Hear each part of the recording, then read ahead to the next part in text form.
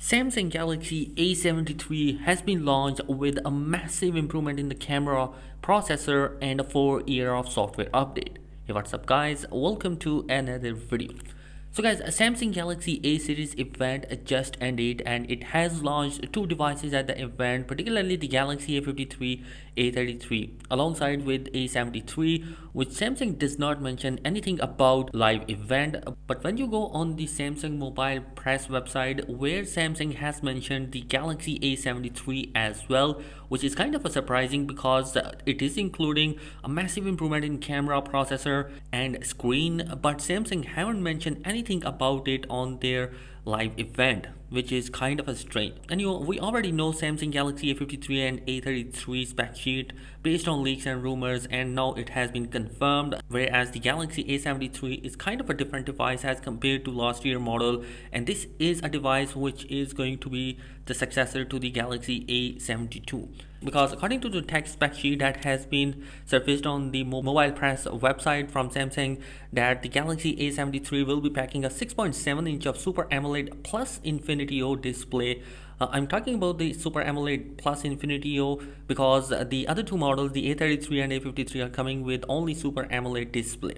On top of that, it's also coming with 120 Hz of refresh rate, which is an upgrade from last year 90 Hz displays. So definitely this is an improvement from last year. The front is also going to be protected by Gorilla Glass 5 protection, and along with that we are also going to see the slim bezels which make this device pretty much interesting and good looking. And the front is also coming with an in-display fingerprint scanner support.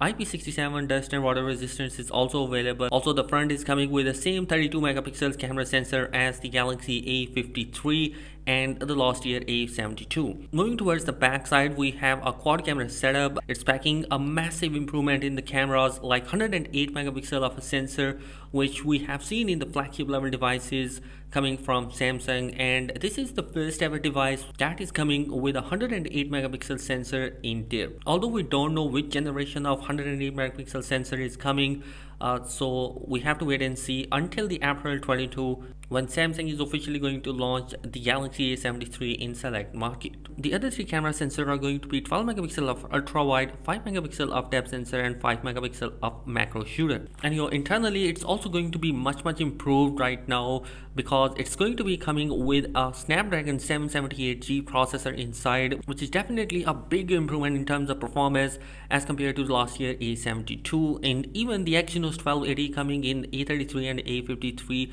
are inferior to the Snapdragon 778G. The only device that is coming with this processor is the A52s, which is going to be competing against the A72.